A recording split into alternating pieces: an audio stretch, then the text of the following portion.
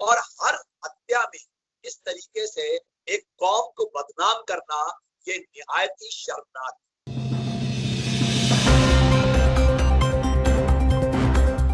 Purple news से मैं हूं आपके साथ नदीम अकरम। दिल्ली के मंगोलपुरी इलाके में रिंकू शर्मा की हत्या कर दी जाती है।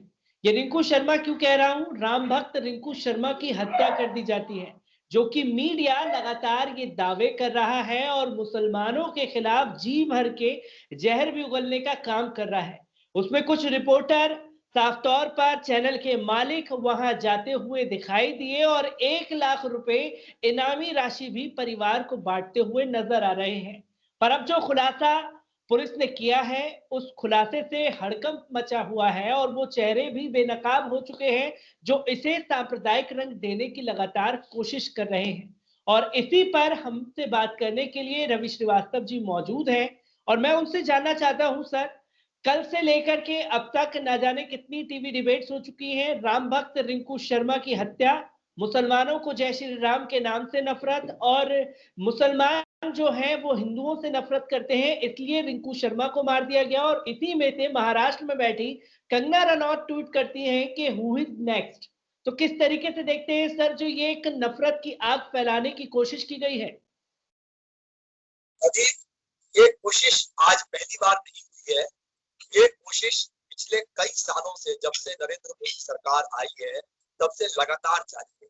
चाहे वो तबरेज का की लिंचिंग हो, चाहे वो अखलाक का मुद्दा हो, चाहे वो नजीब का गायब होना हो, इस तरह के काम पहले बराबर होते आए और हर हत्या में इस तरीके से एक कौम को बदनाम करना ये निहायत ही शर्मनाक है। रिंकू शर्मा के मामले में भी आपने देखा कि इसी तरीके से जब आज पुलिस का ये बयान आ गया कि इस मामले में जो झगड़ा था, जो रंजिश थी, वो बिजनेस को लेकर के, वो एक रेस्टोरेंट को लेकर के थी, जिसकी वजह से ये हत्या हुई है।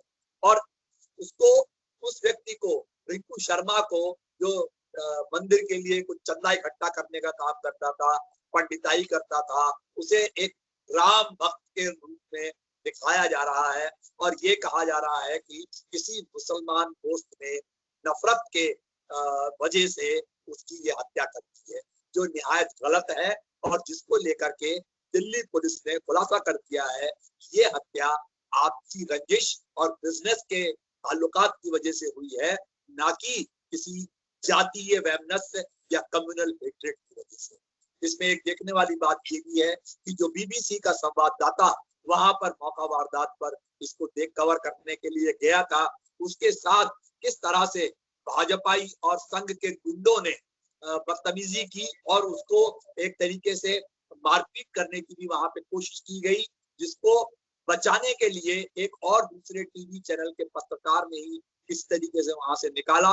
पर आपने ये भी देखा, रिपोर्ट में कहा गया है कि बीएसएफ के 2 जवानों को देख करके उस बीबीसी के पत्रकार को हौसला आया था कि शायद ये पुलिस या वर्दी में लोग हैं जो मेरी मदद करेंगे।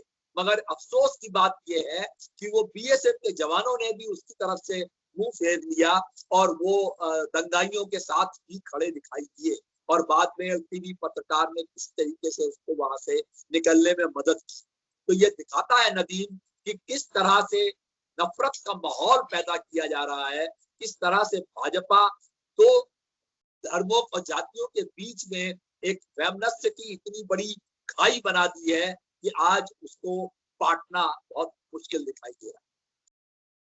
क्योंकि सर, जिस तरीके से बीएसएफ के जवान देख करके रिपोर्टर ने राहत की सांस ली, इससे पहले भी मुझे याद आता है कि दिल्ली दंगे के दौरान भी ऐसी ही तस्वीरें सामने आई थी, जो जबरन राष्ट्रगान बुलवा रहे थे, अधमरी हालत में भी कि राष्ट्रगान गा करके दिखाओ।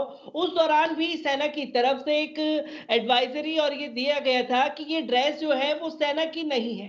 क्या ये देखा जा रहा है कि ये सेना की आड़ में कोई और दंगाई लोग शामिल कर दिए गए हैं, जो नफरत फैलाने के दौरान तैनात कर दिए जाते हैं कि आप नफरत फैलवाइए, हमारी आंख बंद है, हम कुछ नहीं करेंगे? नदीम, जय श्री राम आज एक तरह की गाली बन चुकी है और आपने देखा होगा कि एक प्रदेश की मुख्यमंत्री को एक तरीके से इस गाली में लपेटा जा रहा है कि अगर हम चुनाव जीत लेंगे तो चुनाव जीतने के बाद वो मुख्यमंत्री जय श्री राम का नारा लगाएंगे। जय श्री राम एक पवित्र संबोधन है, हम उसे जय सिया राम कहते हैं क्योंकि हम राम और सीता दोनों को एक साथ याद करते हैं। ये जय श्री राम एक गुंडों का नारा बन के रह गया। और जहां तक आपने ये वर्दी की बात की, तो चाहे वर्दी आईटीबीपी की हो, चाहे वर्दी दिल्ली पुलिस की हो, चाहे वर्दी दिल्ली बॉर्डर सिक्योरिटी फोर्स की हो, चाहे वो किसी भी फौज के या पैरामिलिट्री के आदमी की हो, तो इंसान एक राहत की सांस लेता है कि शायद ये लोग धर्मनिरपेक्ष होंगे, ये लोग सेकुलर होंगे, इनके पास मैं अपनी जान बचाने की गुहार कर सकता हूँ। पर अफसोस होता है ये देख करके कि आज देश की जो सेना है और जो देश के पैरामिलिट्री हैं, उनको भी धर्म के नाम पर बांटा जा रहा है। कोशिश की जा रही है कि वहां पर भी ये हिंदू मुसलमान का एक धर्म का जो गैप है वो क्रिएट किया जाए और धर्म के आधार पे वहां पर भी एक नफरत का माहौल खड़ा किया जाए।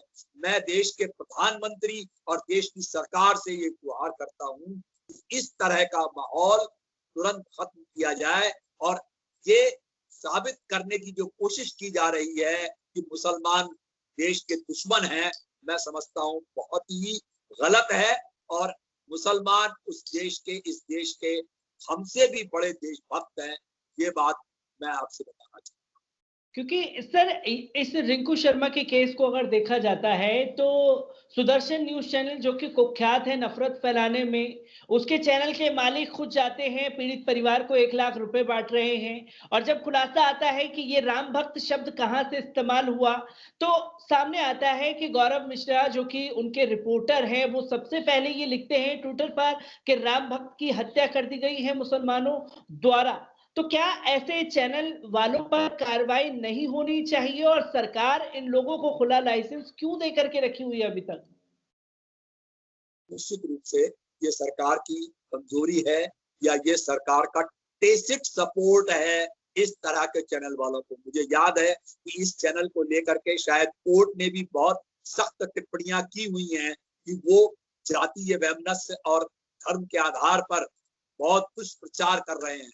और इस तरह के अगर ट्वीट को किया गया है तो मैं रिक्वेस्ट करूंगा कि ट्विटर इंडिया या ट्विटर का जो भी हैंडल है वो ऐसे व्यक्ति को तुरंत उसका हैंडल बंद किया जाए और उसके आधार पर जो देश की पुलिस है या दिल्ली पुलिस है उसको उस व्यक्ति के खिलाफ एक जातीय नफरत फैलाने का उसके खिलाफ केस दर्ज होना चाहिए और उसको अदालत कटहरे में खड़ा करे और सजा दे।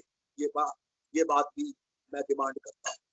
मैं एक आखिरी सवाल सर आपसे लेना चाहूंगा, क्योंकि हम बीते सालों से देख रहे हैं हिंदू मुस्लिम के नाम पर इतनी नफरत भर दी गई है लोगों के दिलों में कि एक दूसरे से लोग घृणा की नजरों से देखने लगे हैं। ये चाहे प्राइवेट सेक्टर हो, चाहे सरकारी सेक्टर हो, चाहे वो अब खेल जगत भी इससे अछूता नहीं रहा है। अभी वसीम जाफर के साथ जिस तरीके की घटना सामने आई है, उसे किस तरीके से देखते हैं आप, और अब देश में किस तरीके से एकता का पैगाम दिया जा सकता है?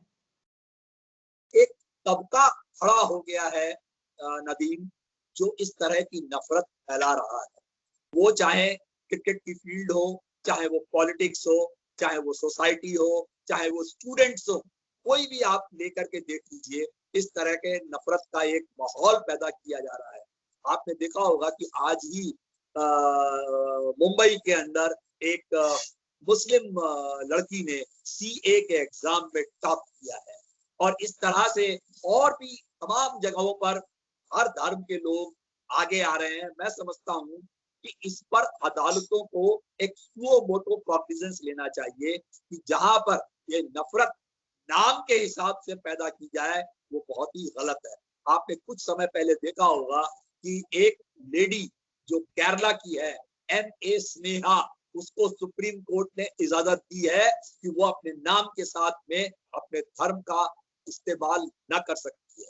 उसने इस लड़ाई को, कानूनी लड़ाई को जीता है।